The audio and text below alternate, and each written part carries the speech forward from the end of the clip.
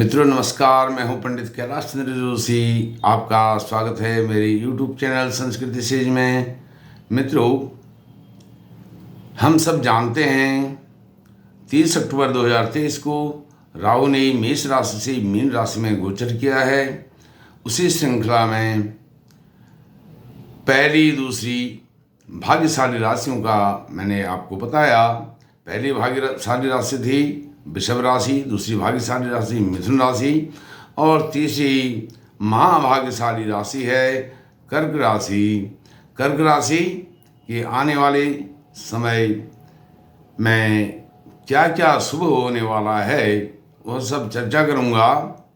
30 अक्टूबर 2023 को राहु ने मेष राशि से मीन राशि में गोचर किया है, तो ऐसे में कर्क राशि के लिए क्या शुभ परिणाम, क्या लाभ होने वाले हैं वह बताऊंगा। सर्वप्रथम आपसे निवेदन है कि आप मेरे चैनल को सब्सक्राइब कीजिए, मेरी वीडियो को लाइक भी कीजिए और अपने ज्योतिष प्रेमी मित्रों के साथ शेयर भी कीजिए। मित्रों, जैसे कि मैं आपसे बात कर रहा हूँ, महाभाग्यशाली राशि कर्क राशि, और जो कर्क राशि है, कर्क राशि तथा कर्क लग्न के जो जातक होते हैं वह नेचुरली प्राकृतिक रूप से, नैसर्गिक रूप से भाग्यशाली कहे गए हैं विद्वानों ने, और हमारे ग्रंथों ने ऐसा डिस्क्राइब किया है। और मेरा भी यही मानना है कि कर्क राशि कर्क लग्न के जातक महाभाग्यशाली होते हैं। आज उसी पर राहु के मेष राशि से मीन राशि में वक्र गति के चलते जो गोचर हुआ है, उसमें महत्वपूर्ण जो बिंदु हैं वो मैं आपको बताने जा रहा हूँ।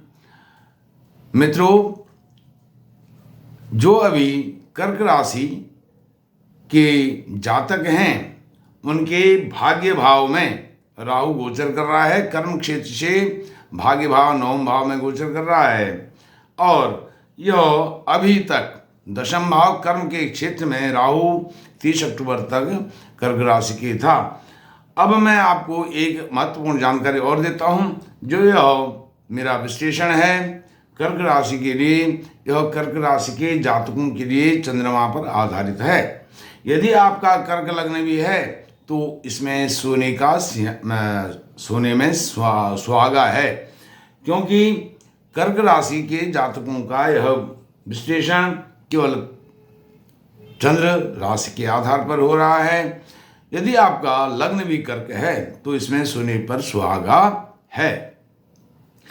अब जो कर्क राशि का भाग्येश है वह गुरु है। गुरु दशम भाव में है, और अभी दशम भाव में गुरु के साथ राहु भी था, जिसके कारण आपको जो आय है, इनकम है, धन है, पैसा है, परिवार है, इसकी जो परेशानियां हो रही थी, और आपके चतुर्थ भाव मकान, घोड़ा, गाड़ी, वाहन, भूमि, भवन, इसका निर्माण आप नहीं कर पा रहे थे। षष्ठम भाव आपका जो रोग बीमारी का भाव है, उसमें आपका अनावश्यक पैसा खर्च हो रहा था। अब इस सब से आपको निजात मिलने वाली है 30 अक्टूबर के बाद। अब कर्क राशि का जो भाग्येश है वह गुरु दशम भाव में, मित्र राशि में, मेष राशि में गुरु हैं।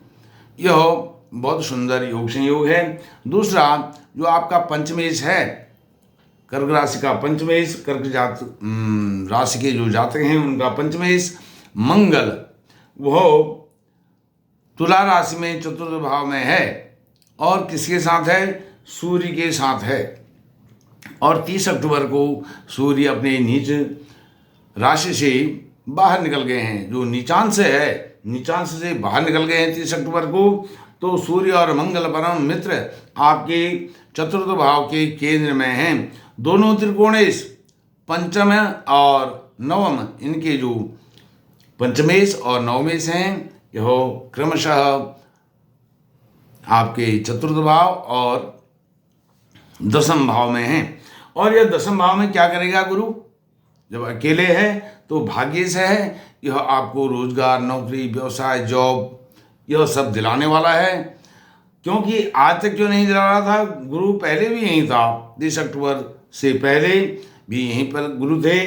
तो वह राहु के कारण द्वंद्व, राहु और गुरु के द्वंद्व के कारण आपको परेशानियां हो रही थी।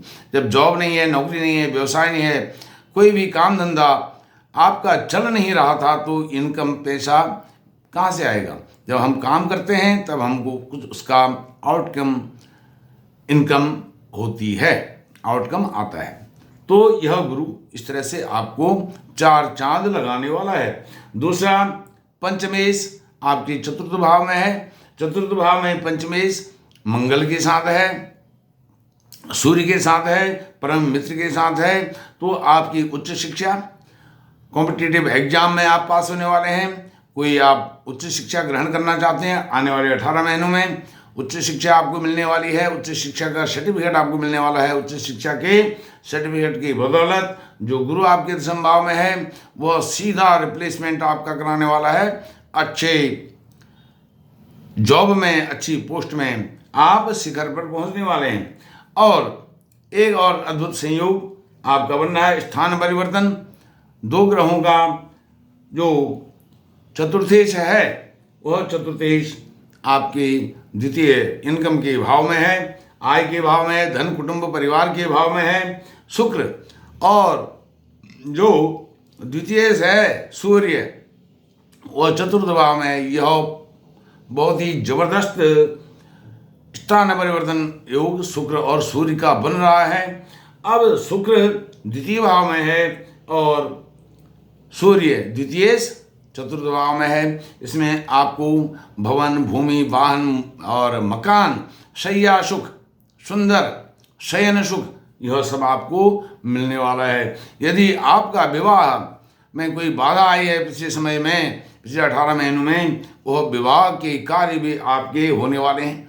तलाक जैसी नौबत आपके जीवन में आ गई थी पिछले 18 महीनों में, वह सब तलाक का यदि मामला चल रहा है वो भी शांत हो जाएगा, वह भी आपका सॉल्व हो जाएगा। उसको रिजॉल्व करने में गुरु महाराज, मंगल, सूर्य और शुक्र का विशेष महत्वपूर्ण योगदान है। अभी आपके भाग्य भाव में जो राहु गोचर कर रहे हैं, यह आपके भाग्य को कोई हानि नहीं पहुंचा सकते हैं। उसका कारण क्या है? जो लग्नेश है, गुरु लग्नेश है, चंद्रमा, इस लग्न में जो कर्क राशि है, कर्क राशि में गुरु उच्च के होते हैं। वही गुरु आपके दशम भाव में विराजमान हैं अपने मित्र मंगल की राशि में। यह बहुत अद्भुत योग संयोग है। और गुरु जो हैं स्वयं भाग्येश भी हैं, तो किसी भी प्रकार से भाग्य भाव को यह प्रभावित राहु नहीं कर पाएंगे। और राहु की जो पंचम दृष्टि आपके लग्न पर है, लग्न पर पंचम दृष्टि से आपको कहेंगे कि यह तो बहुत अधिक गलत तरीके से, बुरी तरीके से प्रभावित करेगा, लेकिन वह प्रभावित नहीं करेगा। उसका कारण यह है, जो कर्क राशि है, कर्क राशि के जो जातक हैं, कर्क लग्न के जो जातक हैं, उनके पास एक ऐसा नेचुरल रिमोट है जो 330 डिग्री को संचालित करता है। इस एक भाव, एक घर, एक राशि का जो मान होता है वह 30 डिग्री है। यह जो लग्न है नेचुरल, यह भाग्यशाली राशि है। इसको ग्रंथों ने, जो ज्योतिष के महान ग्रंथ हैं, महान आचार्य हैं, उन्होंने इसको नैसर्गिक रूप से महानतम, महाभाग्यशाली लक्की साइन, लक्की राशि के रूप में डिस्क्राइब किया है। मैं पहले आपको बता चुका हूं। तो यह 330 डिग्री अन्य जो 11 भाव हैं उसको रिमोट की तरह संचालित करता है। इस प्रकार से यह आपके लग्न भाव की दृष्टि इस प्रकार से प्रभावित आपको नहीं करेगी राहु की। और उसके बाद जो सप्तम दृष्टि है आपके राहु की, इसमें नवम भाव से रहेगी, तृतीय भाव में। जो आपका घर परिवार, पास पड़ोस के लोग, भाई बंधु बहन आदि सहोदर, जिनके साथ आपके संबंध यह खराब कर सकता है, लेकिन यह खराब नहीं करेगा, क्योंकि इसका जो स्वामी है बुध है, वह सूर्य के साथ यहाँ विराजमान है चतुर्थ भाव में। और बुधादित्य योग यह बनाता है। इस कारण से तृतीय भाव को भी कोई हानि नहीं होने वाली है। और पंचम भाव जो आपकी उच्च शिक्षा का है, उच्च गुणवत्ता का है, आपके उच्चतम मानदंडों का है, वह भी यह प्रभावित उसको नहीं करेगा, क्योंकि यह जो पंचम भाव है आपका त्रिकोण भाव है और इसका त्रिकोणेश स्वयं केंद्र में सूर्य के साथ विराजमान है। मंगल सूर्य का अद्भुत योग यहाँ आपके चतुर्थ भाव में बन रहा है। हालांकि जो